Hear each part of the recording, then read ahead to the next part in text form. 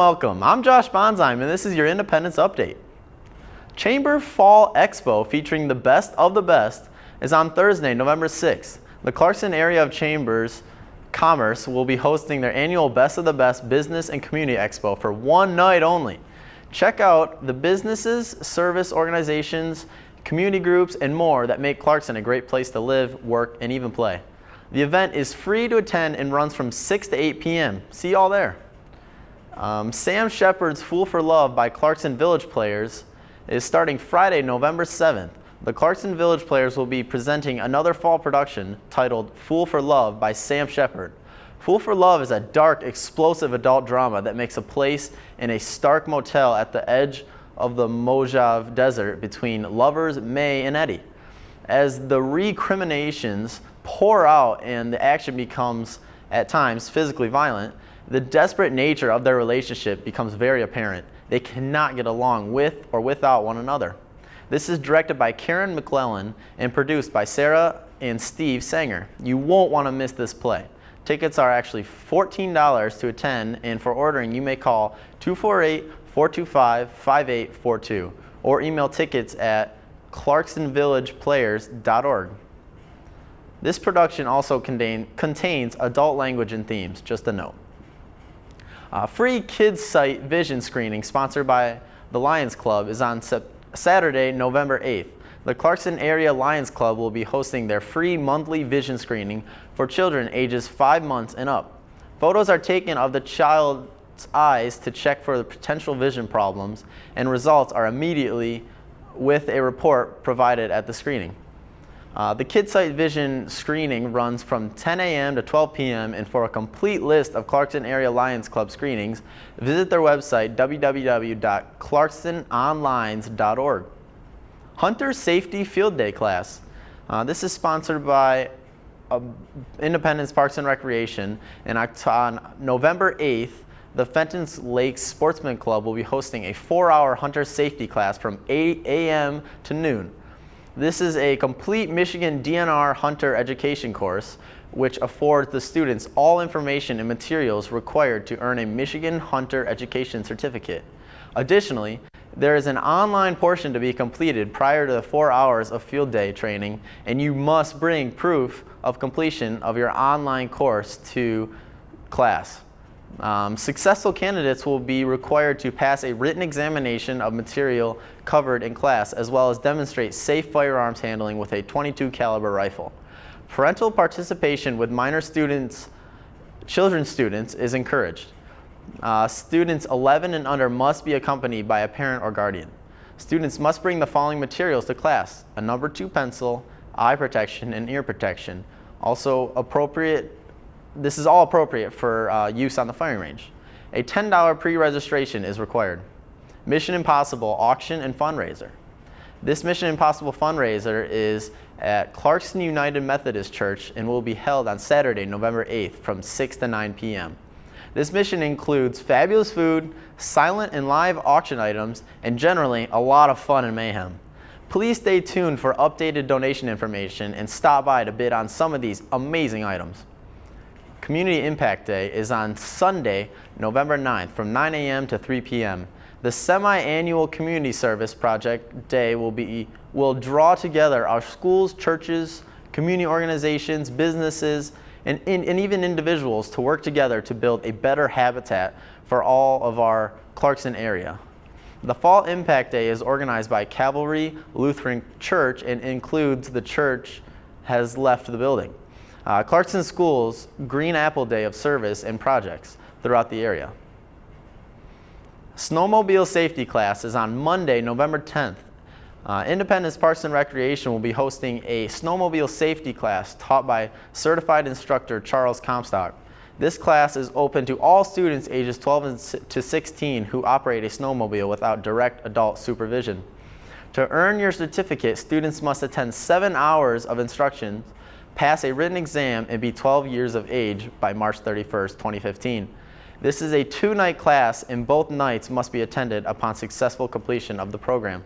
Students will be issued a snowmobile safety certificate. All parents are encouraged to participate. Classes from 5:30 p.m. to 9 p.m. at the Hart Community Center at 495 Broadway, Davisburg, Michigan 48350. That should do it for this week's update. As always, if you have a story or information you'd like us to share on Independence Update, please contact us at 248-623-3661 or email Matt Blow at mbleatwp.com. Don't forget to follow us on Facebook and Twitter, and now even Instagram. Stay tuned for an update with Independence Township Supervisor Pat Kittle.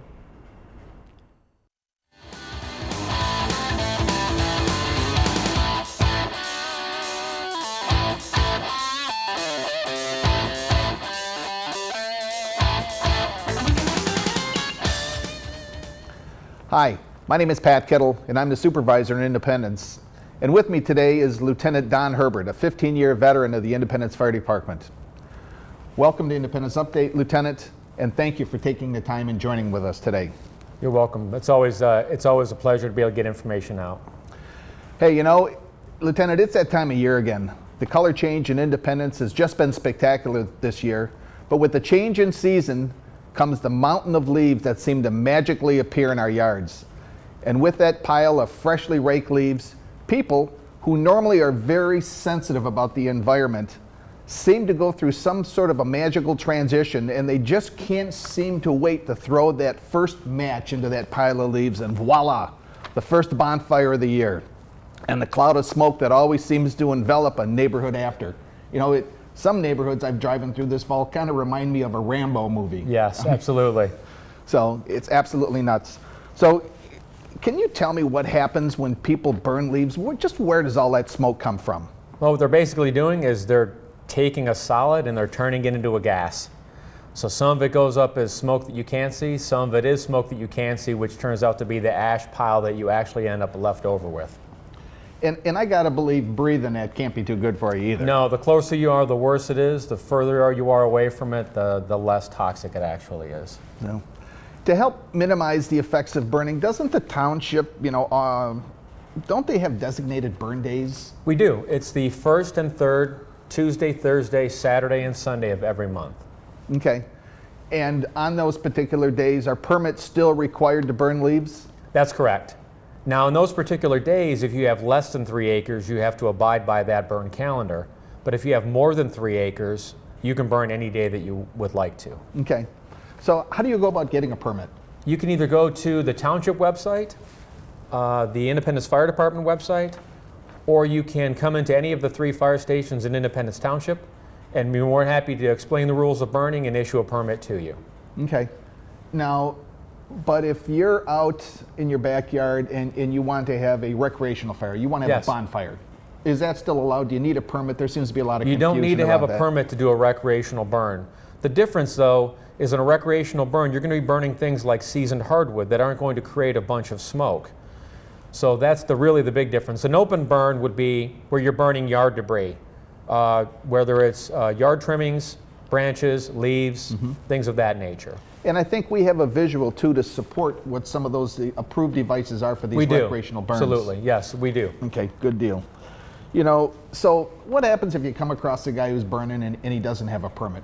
What do you guys do as a fire department? We'll generally issue him a permit on the spot, issue him a little bit of a warning, let him know what's going on in the township and how burning is designated for the township.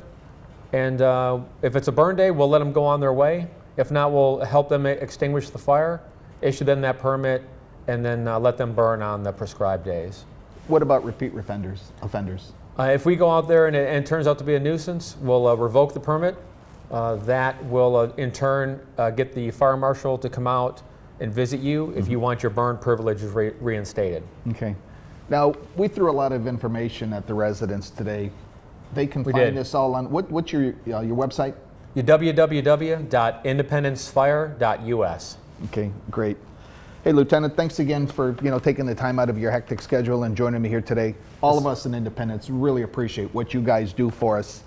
And I tell you, there aren't many people who actually run into burning buildings, and what you do goes up and beyond the call to duty. So, it's our pleasure. Thank you, sir. Sir.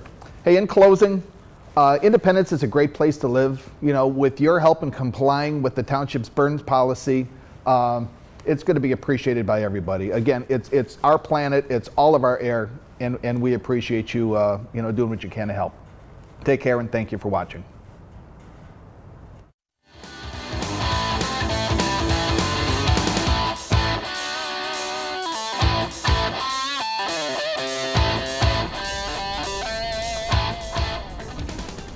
Hello, Clarkston. I'm Rod Rock, Superintendent of Clarkston Community Schools. I would like to congratulate our girls cross-country team who won the regional championship a couple of weeks ago. Nicole Hansen was the regional champion and Lindsey Graham finished third. Both girls finished in the top 30 in the state finals on Saturday, with the team finishing 8th overall. Congratulations to Coach Kevin Breen and the entire team on a terrific season. I'd also like to congratulate the boys cross-country team who finished 3rd at the regional meet and 18th in the state finals. Daniel Billette and Tyler Dunn both finished in the top 10 at the regionals. I want to wish our girls swim and dive team our very best wishes in their league championship this weekend, Friday, November 7th. Please check the CCS calendar for online events, including Disability Awareness Days at our elementary school and PTA and PTO meetings. In early December, Mrs. Pam Blem, the custodian at Springfield Plains Elementary School, will retire after many years of service to the Clarkston Community Schools. Pam is a tireless worker who truly cares about kids and the entire school community. You'll see Pam greeting students in the morning as they arrive at school, putting ketchup on their hot dogs at lunchtime, and driving her own four-wheeler around to plow snow. Pam goes above and beyond her job duties, as is the case with most of our custodial crew here in the district. I want to thank Pam for her years of service. She's made a huge and positive difference in the lives of thousands of children, and we will miss her tremendously. Last week I had the opportunity to attend, along with our school administrators, Board of Education members, and community members, the Clarkston Area Youth Assistance Breakfast, where we heard the group's annual report. They offer after-school tutoring, annual youth recognition, summer camp support, and youth mentoring. In collaboration with the Oakland County Courts, Independence and Springfield Townships, the City of the Village of Clarkston, the Oakland County Sheriff's Department, the Clarkston Community Schools, and the Oakland County Board of Commissioners, Clarkston Area Youth Assistance provides great services to families and children. Thanks to everyone who makes this possible, including the many volunteers. On October 27th, the Clarkston Community Schools Board of Education received their annual audit from our auditing firm, Hungerford and Nichols, as required by state law. CCS received the highest opinion an auditor can give, including compliance with federal programs, with no significant deficiencies or material weaknesses. The district increased its fund balance by over $2 million. The general fund now represents 7.15% of the district's 14-15 budget expenditures, which is an increase from 4.39% last year. The community should take great pride in knowing that the Clarkston Community Schools is one of the few school districts in the state to add to our fund balance this year, which is particularly challenging in a very difficult economic time in our state and community. Given our excellent financial work, including bringing in substantial revenues from shared services programs, we've now been able to give increases in pay to our employees, maintain programs, reduce class sizes, and consider updates to our programs. In the future, via our strategic plan, we expect to substantially enhance the learning opportunities for our students. Congratulations to our staff, administration, and Board of Education on these outstanding accomplishments. As the election season comes to a close, I look forward to continuing to move the district forward toward its goals, including academically, fiscally, in technology and operations, and in communications and human resources. We all care deeply about this community's children, and our partnerships cause positive outcomes for kids. Thanks for taking the time to tune in, and have a great week.